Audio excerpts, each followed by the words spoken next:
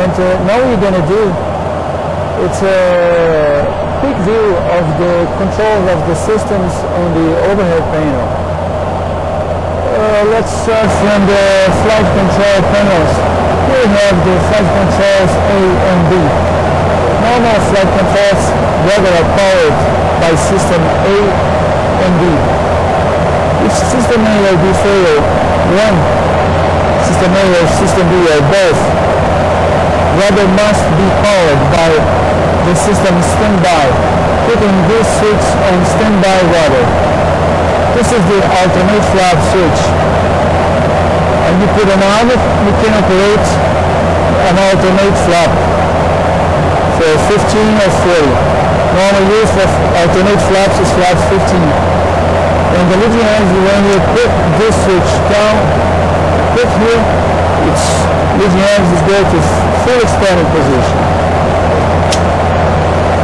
You abandon the switch of your damper, spoiler switch, and off normal uses for maintenance purposes. We have the navigation switch to transfer the systems from one side to another side. And the displays for the D use and B use. We have the panel from here. We have 6 pumps. We have 3 tanks in this aircraft. Left main tank, right main tank, and center tanks. Normal usage, we are using the main tanks because we don't need too much fuel for the flight. 4 pumps in the center has on and off position.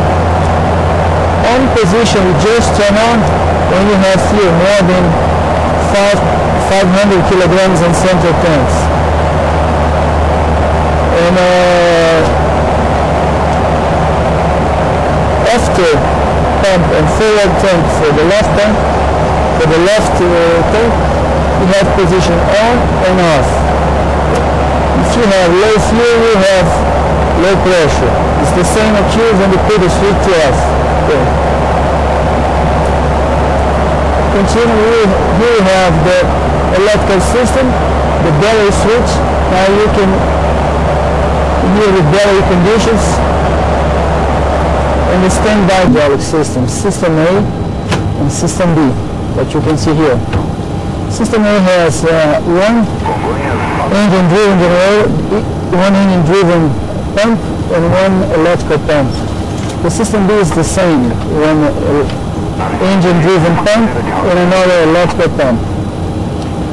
System B, normal, powered, the normal brakes and flaps. And system A, landing gear, alternate brakes, gear down, and normal steering. The primary flight controls are powered by both systems. And that's it.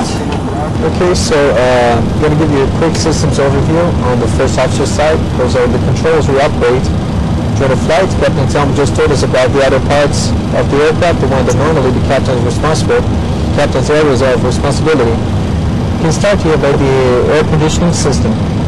Here we have the cockpit controllers. This one we control the supply duct, and here the passenger cabin. As you can see, right now it's indicating traction control panel. We have left, right packs, isolation valve, left bleed, right bleed, and here the APU bleed air switch. This is the position it should be on the ground. Both packs in automatic, both bleed air switches on, isolation valve open, and the APU bleed air open, so we can have air for engine start and for the passengers. Here we have our cabin control panel. This is the altitude we are supposed to fly. We were cleared for flight level 370, which is pretty high, flying to Santos Dumont Airport. And this is our landing altitude. Santos Dumont landing altitude is 11 feet, so I keep it at 0 here, so it can program the pressurization for during the descent. We have 3 control modes here. One is an automatic, the normal mode of operation. In case you have any problem with the automatic mode, we'll switch it to alternate, and this green light here will go on. In case you have, you also have a problem in the alternate mode, you can switch it to manual. Here, you are able to control the valve. You can go from the outflow valve. You can go from full closed to full open. Here on the ground, it's going to be always full open. So now I turn it back to automatic, which is the normal mode of operation. And here I have the cabin pressurization control panel. The inner scale indicates the cabin altitude. As you can see here in Campinas,